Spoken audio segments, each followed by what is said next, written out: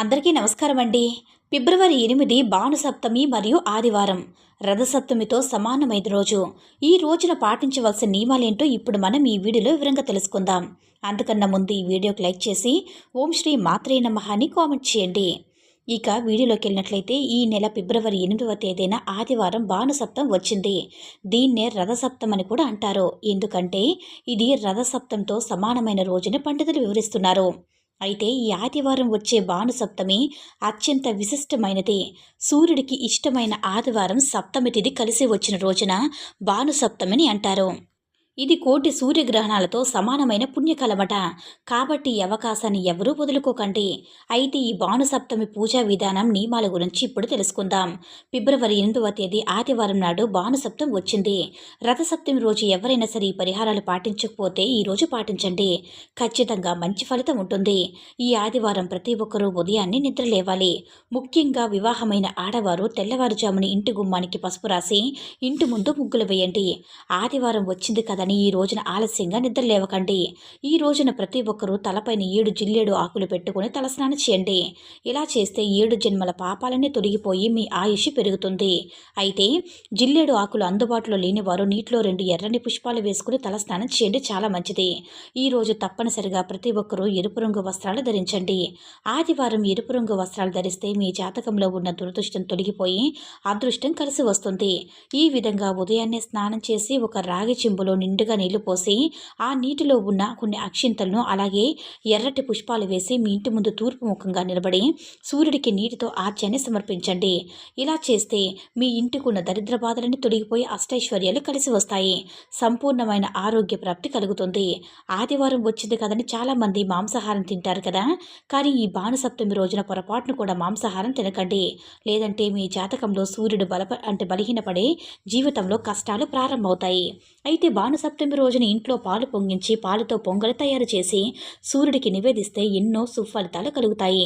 మీ ఇంటి బయట సూర్యకిరణాలు పడే ప్రదేశంలో లేదా మీ ఇంటి మేడపైన ప్రదేశంలో శుభ్రం చేసుకుని ఒక చిన్న రథం ముగ్గు వేసి ఆ రథం ముగ్గు మధ్యలో ఒక ఎర్రటి పుష్పాన్ని పెట్టి రథం ముగ్గుకు 4 వైపులా కూడా పూలతో పసుపు కుంకుమలతో అలంకరించుకోవాలి. సూర్యుడికి నమస్కారం చేసుకుని రథం ముగ్గు పైన గోధుమ పిండితో చేసిన ఒక దీపాన్ని వెలిగించి మీరు తయారు చేసిన నైవేద్యాన్ని సూర్యభగవానుడికి నివేదించాలి.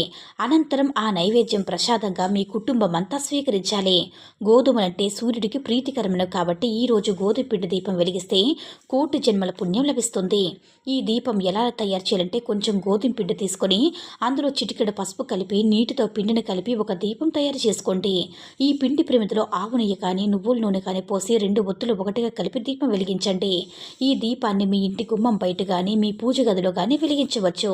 ఈ రోజున ఒక్క దీపం వెలిగిస్తే చాలు మీ కుటుంబం మొత్తాన్ని కూడా పితృదోష నివారణ అలాగే సమాజంలో కీర్తి ప్రతిష్టలు పెరుగుతాయి. ఈ భానుసప్తమి రోజున 7 చిక్కుడుకాయలతో ఒక చిన్న రథాన్ని తయారు చేసి పూజిస్తే కుటుంబంలో గొడవలు తగ్గి సుఖ సంతోషాలు ప్రారంభమవుతాయి. ఈ రోజున తప్పనిసరిగా ఓం నమో ఆదిత్యాయ నమః అనే మంత్రాన్ని పఠిస్తే సూర్యభగవానుడు సంపూర్ణ ఆరోగ్యాన్ని ప్రసాదిస్తాడట. అలాగే ఈ రోజున ఏది చేసినా చేయకపోయినా ప్రతి ఒక్కరూ ఉదయాన్నే సూర్యుని చూసి మీ మనసులో ఏదైనా కోరుకున్నా నమస్కారం చేసుకోండి. ఖచ్చితంగా మీ కోరికలన్నీ నెరవేరుతాయి. శ్రీరాముడు అంతటి దేవుడే రావణుని యుద్ధంలో జయించేందుకు సూర్యుడిని ప్రార్థించాడట. కాబట్టి ఈరోజు సూర్యుడిని పూజించిన వారికి కోరిన కోరికలు నెరవేరుతాయని విజయం తథ్యమని పండితులు చెప్తున్నారు. ఈ రోజున తప్పనిసరిగా ఇల్లంతా సాంబ్రాణి పొగ వేయండి. ఇంట్లో ఉన్న దరిద్ర దేవత వెంటనే బయటికి వెళ్ళిపోయి మీ ఇంట్లోకి దేవతలు అడుగు పెడతారు. జాతక దోషాలతో ఇబ్బంది పడేవారు ఈ రోజున మీ కుడి చేతికి రాగి కంకణం కట్టుకోండి.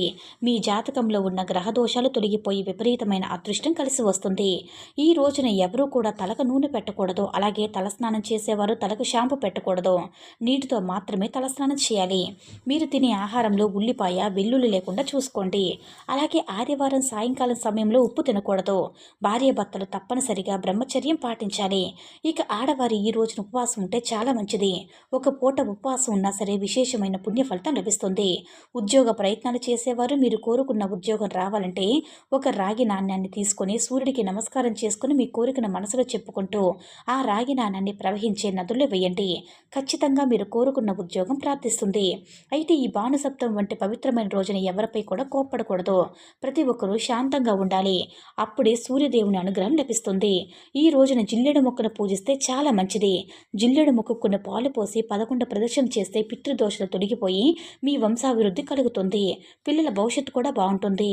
అలాగే ఈరోజు తప్పనిసరిగా నానబెట్టిన గోధుమలు తినిపించండి. ముక్కోటి దేవతల ఆశీర్వాదం మీ కుటుంబంపై ఎల్లవేళ కూడా ఉంటుంది. ఆర్థిక ఇబ్బందులతో బాధపడేవారు, కోర్టు సమస్యలతో ఇబ్బంది పడేవారు ఈ ఆదివారం మధ్యాహ్నం 12 గంటలకి సూర్యుని చూస్తూ 12 సార్లు ఓం సూర్యాయ నమః అని జపించాలి. ఈ సమయంలో సూర్యుడు అత్యంత శక్తివంతంగా ఉంటాడు. ఈ కిరణాలు మన ఆజ్ఞాచక్రంపై పడితే సంకల్ప బలం పెరుగుతుంది. మీ కష్టాలన్నీ వెంటనే తీరిపోతాయి. అలాగే ఆదివారం ఉదయం స్నానం చేశాక సూర్యుడికి ఎదురుగా నిలబడి 7 అడుగులు వెనక్కి వేసి మళ్ళీ 7 అడుగులు ముందుకు వేయండి. ఇలా చేయడం వల్ల సూర్యుని రథం యొక్క 7 గుర్రాల శక్తి మీ శరీరంలోకి ప్రవేశించి 7 జన్మల దరిద్రం బాధలు తొలగిపోతాయి. మీ కుటుంబంలో ఎప్పుడు కూడా గొడవలు ఏర్పడుతున్నా, అనారోగ్య సమస్యలు వెంటాడుతున్నా మీ ఇంటికి సింహద్వారం పైన అంటే మీ ఇంటి గుమ్మం బయట రాగితో చూసిన సూర్యుడి ప్రతిమను పెట్టుకోండి. ఇలా చేస్తే కుటుంబ కష్టాలన్నీ వెంటనే తీరిపోతాయి. అలాగే సాయంత్రం సమయంలో మీ ఇంటి గుమ్మం బయట 2 దీపాలు వెలిగించండి. మీ ఇంట్లోకి దైవశక్తులు ఆకర్షిస్తాయి. అలాగే తప్పనిసరిగా ఆదిత్య హృదయం చదవండి. మీ పనులు ఏర్పడే ఆటంకాలు తొలగిపోయి అలాగే శత్రువులు కూడా నశిస్తారు. సూర్యుడు తన రథాన్ని అధిరోహించి లోక సంచారం మొదలుపెట్టిన రోజు రథసప్తమైతే ఈ రథగమనాన్ని పర్యవేక్షించే శక్తినిచ్చే రోజు భానుసప్తమి. ఈ రోజు చేసే దానం, స్నానం, జపాల వల్ల అక్షయ ఫలితాలు లభిస్తాయి. మీరు ఎన్ని పూజలు చేసినా ఫలితం లేదని బాధపడేవారు ఈ భానుసప్తమి రోజున మనస్ఫూర్తిగా మీ తండ్రి పాదాలకు నమస్కారం చేసి ఆశీర్వాదం తీసుకోండి. మీ జాతకంలో సూర్యుడు బలపడి మీకు మంచి రోజులు ప్రారంభమవుతాయి. ఎవరైతే రక్తహీనత సమస్యలతో బలహీనంగా ఉన్నారో అలాంటి వారు భానుసప్తమి రోజున మీ ఇంట్లో ఏదైనా ఎర్ర సీస తీసుకుని అందులో మంచినీళ్లు పోసి సూర్యరశ్మి తగిలేలాగా 6 గంటలు ఉంచండి. తర్వాత నీటిని తాగితే శరీరంలో శక్తి పెరుగుతుంది. రక్తహీనత తగ్గి శరీరంలో రక్తం పెరుగుతుంది. నవగ్రహాలకు అధిపతి సూర్య భగవానుడు. మన జాతకంలో సూర్యుని అనుగ్రహం ఉంటే మనకు అసాధ్యమైనదంటూ ఏమీ ఉండదు. నిరుద్యోగులకి ఉద్యోగాలు లభిస్తుంది. వ్యాపారంలో లాభాలు పెరుగుతాయి. అవివాహితులకు వివాహం అవుతుంది. సంతానం కలుగుతుంది. మనశ్శాంతి లభిస్తుంది. ఇంటి సంపద పెరుగుతుంది. ఇలా మీ ప్రతి సమస్య కూడా పరిష్కారం ఉంటుంది. కాబట్టి ఈరోజు తప్పనిసరిగా సూర్యుని పూజించండి. ఈ వీడియో కనుక నచ్చినట్లయితే లైక్ చేసి షేర్ చేయండి. అలాగే మన ఛానల్ని సబ్స్క్రైబ్ చేసుకుని మాకు మరింతగా సపోర్ట్ చేయండి. ధన్యవాదములు.